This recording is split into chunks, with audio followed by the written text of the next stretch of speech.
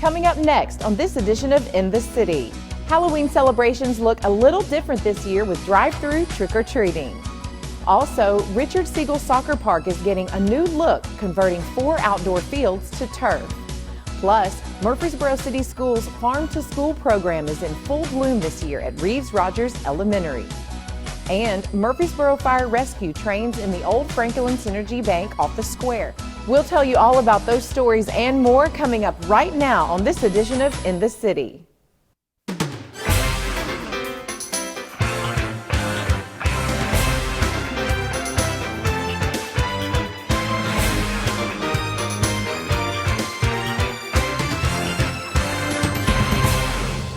Welcome to another edition of In the City, your source for what's happening right here in the city of Murfreesboro. I'm Michael Linn White. Halloween is always a fun family event. Even though this year it might look a little different, many are finding new ways to celebrate. Halloween, just like most other holidays this year, looks a little different, but that isn't stopping law enforcement agencies from having a little fun with their second annual Trunk or Treat. It's sort of a plan we didn't expect to come together so well. It is COVID-proof for the most part. We are wearing our masks and trying to protect the public as best as we can. Murfreesboro Police, along with Rutherford County Sheriff's Department and Tennessee Highway Patrol, all in the Halloween spirit, pass out candy. Even a pumpkin carving contest you can vote on right from your car. Organizers say this is a great opportunity to interact with the public in a fun way. Anytime we get a chance to not be in an enforcement capacity and actually come out and do a community event, you know, it really kind of humanizes us.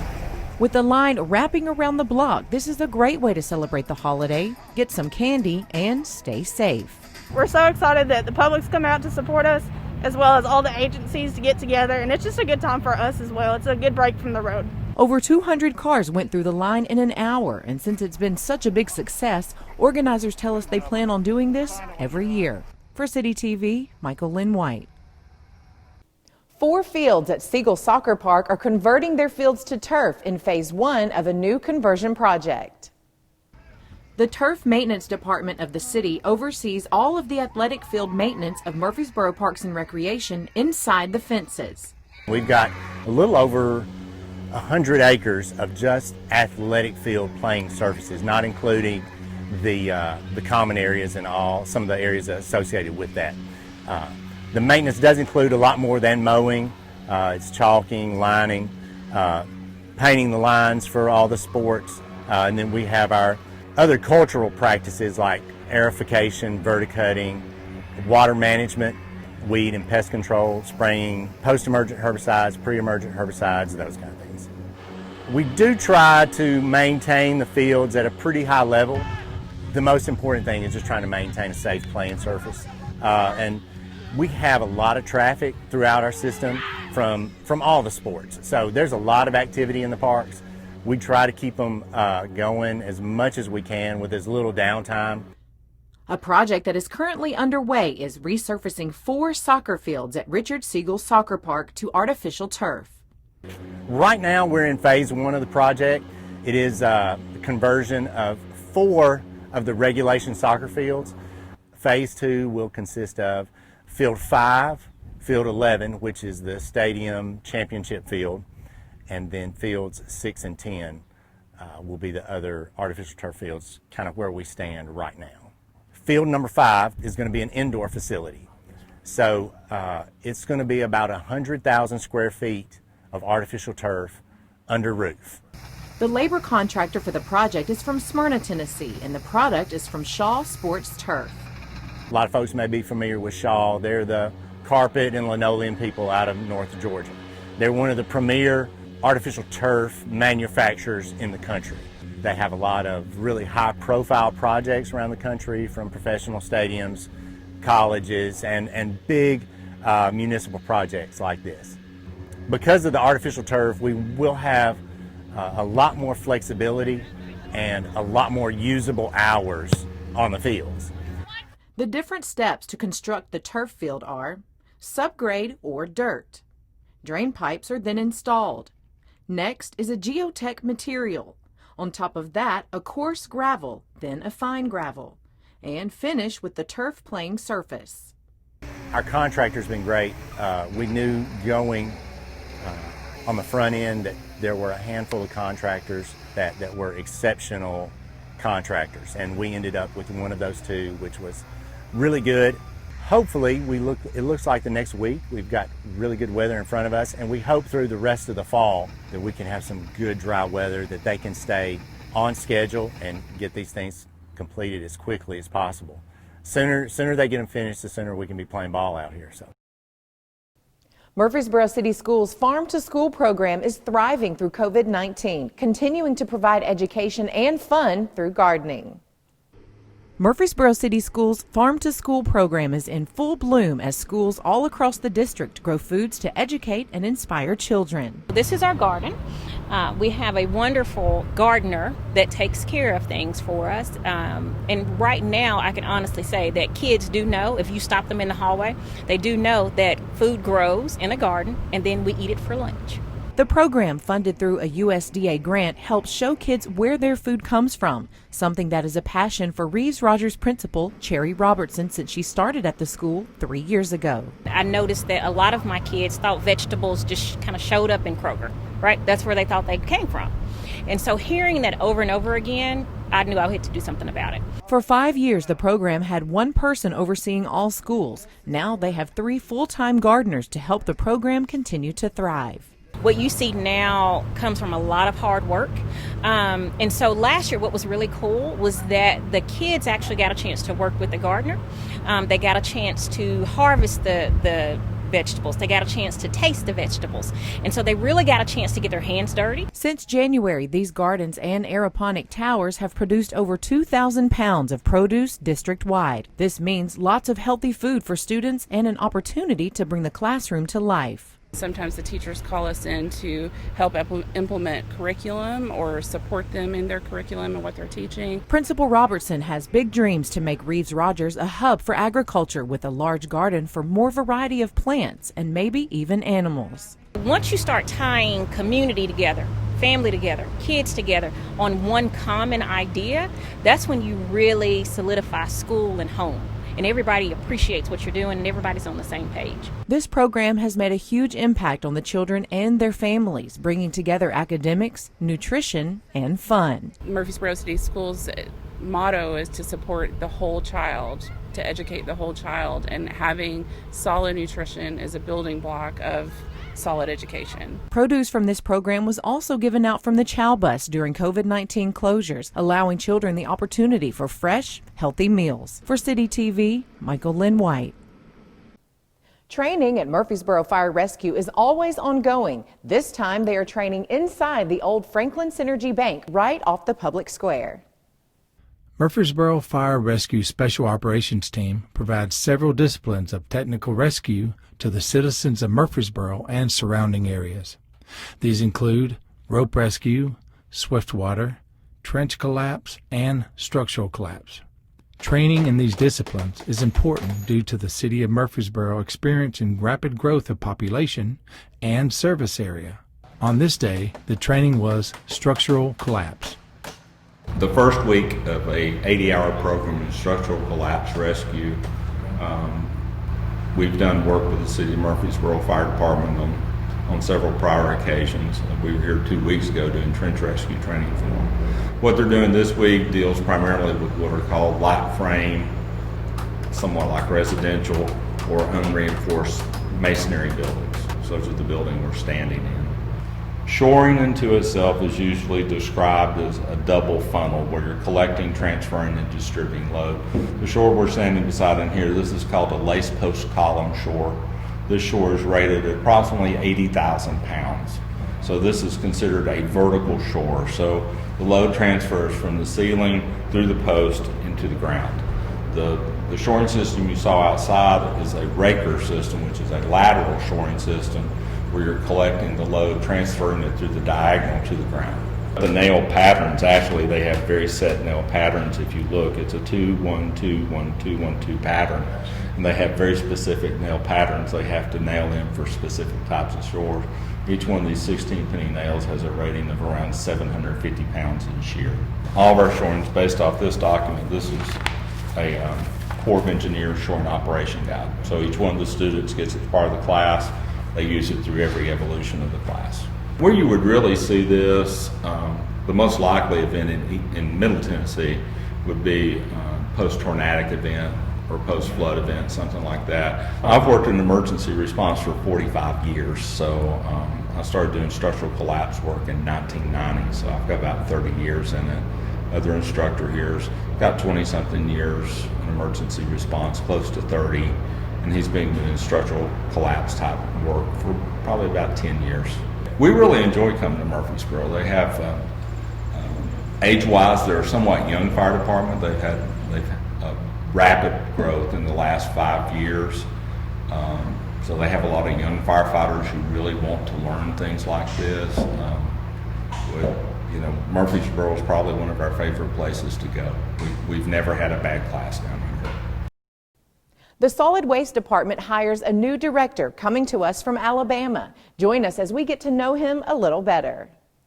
I'm Russell Gossett from Alabama, Gadsden area, Birmingham. For 6 years I was with a private sector waste industry, kind of in different capacities, supervisor, management. We led a team of drivers to collect the trash. My wife Molly and 2 boys. I have a almost 3-year-old in a couple of weeks. It'll be 3. His name's Henry, and then 6-month-old named Truett. And they're looking forward to coming up here and just building roots here in the city of Murfreesboro. We love Murfreesboro. We've been coming to Murfreesboro for several years, prior to this move. Nashville, we have family in Nashville. We have family that kind of all up above us. So I've been in the director position for a month now, and really enjoyed learning kind of how the city operates. Really enjoyed meeting with different council members and citizens and all that. And it's just it's a really close-knit city for it to be as big as Murfreesboro has gotten. So I really love the feel of that. And then working with my drivers, the other supervision over there, the other management, it's a great team at Solid Waste. So I'm excited to jump in there with them and see what we can do. I know there's a lot of stuff in the pipeline as far as different places to take the trash, landfill stuff that's coming in, and we're taking all this information, digesting it and trying to turn it into solutions. I think the citizens will really appreciate some of the moves we're going to make as a city to make the solid waste facility better. We call it the brush pickup. So we have that, and we also offer the bulk pickup here, which is more like refrigerators and couches and chairs and furniture type stuff. So we offer both of those services here in Murfreesboro, and we did have that in Alabama, where I came from, and it's a good service for the citizens. We did not, however, turn it into mulch, and that is something that we do here in Murfreesboro. We'll take these limbs and leaves as they come in, put them through this big mulch grinder, and offer that as free mulch back to the citizens. So I think it's a neat program that was already established here in Murfreesboro. I'm excited to be here. Everybody I've met so far, from leadership team down to whoever, has just been really welcoming, and I'm excited to let my family grow here in Murfreesboro. Phase 4 of a 3-mile stretch of Greenway at Barfield Crescent Park was recently completed. The official ribbon cutting had a famous face that was very instrumental in bringing the Greenway to Murfreesboro. Our Greenway system is so incredibly important to Murfreesboro. It's been that way since really its inception and conception from the very beginning. And I think, we look back at the past 6 months, and I think the Greenway system has really proven how valuable and how needed and how vital it is to the city. A lot of times over the past 6 months, that was their outlet for people, and it's been an introduction to outdoor activity and movement, and much needed time to get out and enjoy nature. So Phase 4 completes the Murfreesboro Stones River Greenway to the southern terminus, which is right here in Barfield Crescent Park, where you're all sitting. The almost 3 miles of this section follows the west fork of the Stones River through limestone bottom rivers and tributaries, hardwood forests, cedar-like glade environments. Mature trees, native wildflowers, and rock outcrops dot the landscape to make an enjoyable corridor through multiple habitats. Wildlife is abundant, such as our famous great horned owls, bobcats, and deer, which are all observable along the meandering asphalt trail. It's not just the economic value of our community, but the aesthetics of our community is what makes a community special. And we're fortunate to have the Greenway system because it feeds our soul. being out in nature and being able to see, so many things that God has created in this area, a very special place that we have to experience that for our children and the generations to come is a very special opportunity. And this extension even enhances that more when we have more places to go, more opportunities for our citizens to enjoy that. I keep wanting the council and the city government to kind of keep up with this, what I call the 1 mile rule, where we try to average adding another mile of Greenway a year. Because we knew 25 years ago that if we were going to preserve Murfreesboro's quality of life the way it was growing, we needed to think ahead and to invest. I think the primary responsibility of the city is to well educate our kids, and to pick up the garbage and to make sure that our citizens are safe. But what makes us different, as Bill pointed out, between being a city or a town that is stagnant and one that is vibrant, is the quality of life. And I would suspect that the vast majority of the folks here today either grew up in the area or came to MTSU and stayed, or some business brought you here. And that was really because of the quality of life. And you want to be able to make sure your kids can stay. And that's why that we're making, this investment. Okay, ready to go? Good. Okay, one more leg. Thank you all so much for coming. We appreciate it. Thank you. Like a lot of other businesses, the pandemic has negatively affected the Linebaugh Public Library when it comes to extra costs to keep patrons safe. Every year, Tennessee's Secretary of State travels the state to distribute grant money to public libraries. Funding this year is a little different when he stopped by the Linebaugh Public Library. But also this year, we have CARES Act funding that came from the CARES Act that was passed by Congress and President Trump, which allowed libraries to gain some more funding to help them during this pandemic. And it's helped them embrace technology, also purchase necessary cleaning supplies to be able to help libraries continue to be functional and helpful to its citizens. So we're glad to present 2 checks today to support this library and Mayor Ketchum's efforts and Rita's efforts. And we're delighted to bring some of these tax dollars back here to you so they can assist with your efforts here at the library, Ms. Rita and Bill. We're going to use, obviously, stuff for PPE because we've had to have masks and cleaning supplies and screens at the desk and things like that. But we're also looking at extra Chromebooks to circulate, some Wi-Fi extenders, because what people need right now especially is internet access. And while we think that everybody has it, they don't. It's amazing how many people and how many homes don't have internet access or computers of any kind, especially with schools back in and children needing that access from home. It's really been important for us, so we've tried to beef up Wi-Fi. We've taken our bookmobile out as a mobile hotspot, putting hotspots on there to increase how people can file for unemployment, things like that. It's amazing. They were so glad to be able to get back in the buildings to be able to use our computers again. So things like that, it's more the technology at this point that we need more than anything. Back when I was in the Senate, I recall when I represented Lincoln County, he got me a $100,000 check for a new library in Lincoln County. That's been 15 years ago, I guess, 10 or 15 years ago. I've been with him when he's presented checks to our new technology center over by Hopgood. I've been with him in Smyrna at our location down there for libraries. And he's done this all across the state. So the Secretary of State does a lot of things in our state, but libraries has been at the top of his list to always help our communities to keep libraries going and funding through state appropriations. So my hat's off to you, Secretary. Just your dollars coming back to you, Mayor. Well, absolutely, and going to a good place because it helps the citizens of each one of our counties, and we just want to say thank you. Thank you, Mayor. Thank you. The Murfreesboro Fire Rescue Department presents a public service announcement with some helpful safety tips while approaching the holiday season.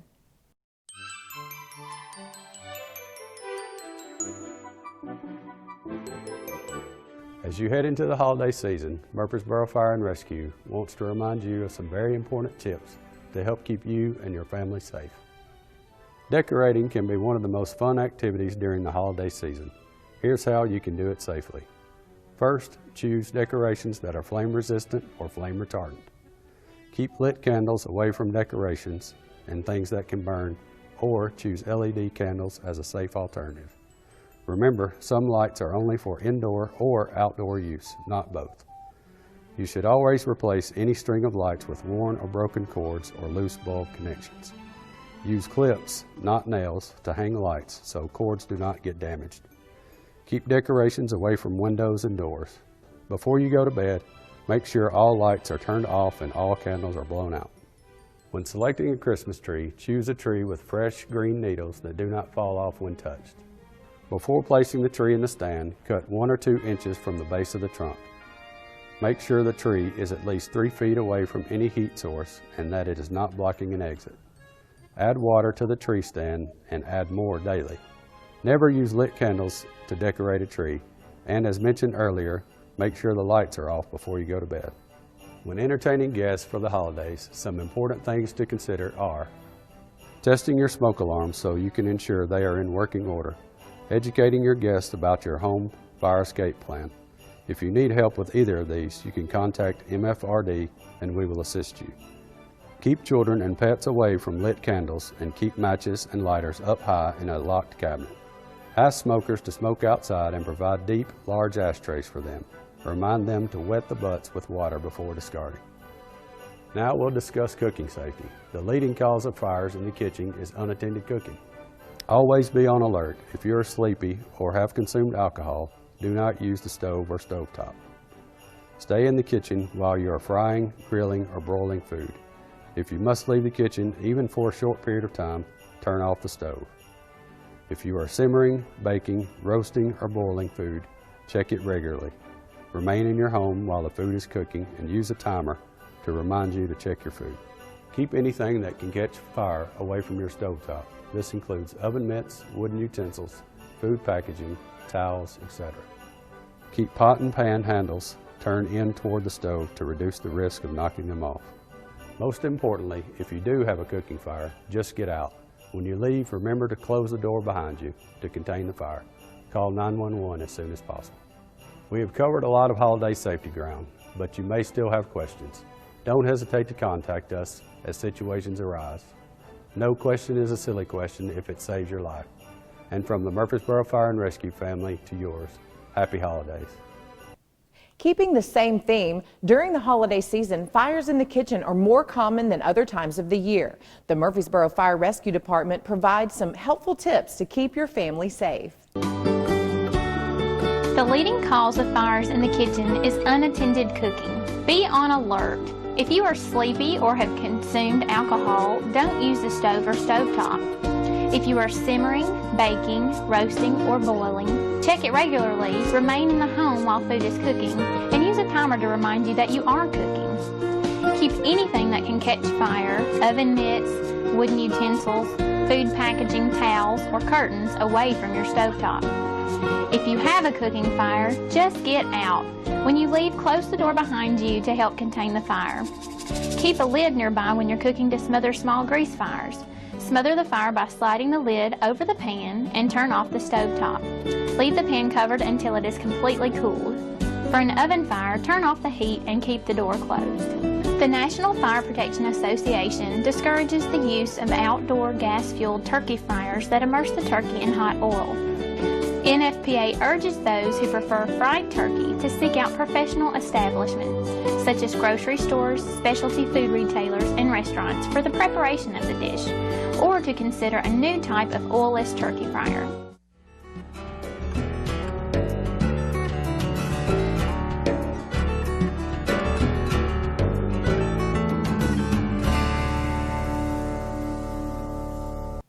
The City of Murfreesboro and Rutherford County formed the EMS Task Force to iron out differences going forward. They recently announced the two agencies have reached an agreement. Fire Rescue Chief Mark Folks addressed the EMS Task Force members and moderator John Rogers, saying Rutherford County Public Safety Director Chris Clark is addressing call processing and dispatch related issues through the public safety answering points within the county. This will greatly improve the accuracy and speed at which we process calls for service. We are extremely pleased with the way our two agencies and respective leadership came together to discuss how we can improve and enhance the level of services provided to the citizens and visitors of Murfreesboro and Rutherford County, says Public Safety Director Chris Clark. Because the Halloween bash at Barfield Crescent Park was canceled this year due to COVID-19, the folks at Parks and Rec created Frightensburgh at Cannonsburgh Village so there would be plenty of room to social distance. Parks and Rec Assistant Director Thomas Laird stated the event was a huge success overall. The public appreciated having a haunt venue in the middle of town that was safe. Cannonsburgh offered the perfect venue for a haunt where we could control the flow and maintain social distance. The haunt was very successful given the weather and the current pandemic. We had a little over 600 people attend over a 4-day event. We had several people each night that simply could not finish the haunt. At times, staff had to walk participants out near the halfway point due to overwhelming fear. Several reviews compared the attraction to equal or better than the large venues in Nashville and surrounding areas. I think we will continue to offer this very scary option to adults and teens for years to come. Mayor Bill Ketron announced that the Rutherford County face covering order will be reinstated. This is not a decision that I make lightly, said Ketron. Local data shows that current cases are 2.8 times the level in early September, with the 7-day average positive rate also doubling since that time. Hospital officials are beginning to see the number of cases in-house similar to the height of the first wave. We must do everything we possibly can to keep our schools and our businesses open and our hospitals functioning at normal capacity. We need to be vigilant about washing our hands frequently, social distancing, cleaning and disinfecting high-contact surfaces, and staying at home when sick. The Exchange Club of Murfreesboro donated a Freedom Shrine to Murfreesboro's Salem Elementary School. The Freedom Shrine is 30 documents mounted and permanently displayed at the school. These documents are things like the Constitution, Declaration of Independence, Gettysburg Address, Martin Luther King's I Have a Dream speech, among others. Committee Chair Charlie Pigg gave an educational presentation at the history of the Freedom Shrine, and Club President Melissa Blair Wright presented Principal Dr. Trey Duke the Freedom Shrine dedication plaque. Murfreesboro Police Department Sergeant Brad Ballard retires after 30 years of dedicated service. The men and women of the department are not only best friends, they are family, Ballard said. The best thing I did in life other than becoming a parent was becoming a mentor to the officers in the midnight shift. Ballard began his career as a patrol officer in April 1990, serving in that role for 8 years. He became a detective in 1998 and continued until 2005 before being promoted to a training sergeant. Ballard also served as a member of the Special Operation Unit, SOU, and was a certified firearms instructor. He became a patrol sergeant in 2009, a position he held until his retirement. Well, that's it for this edition of In the City. As always, for more information about the city of Murfreesboro or any of the stories you've seen here, you can always visit our website at www.murfreesborotn.gov. And if you want to see any of the stories that you've seen today or catch up on some of the latest city news, you can always visit the City of Murfreesboro's YouTube channel. I'm Michael Linn White, and until next time, we look forward to seeing you in the city.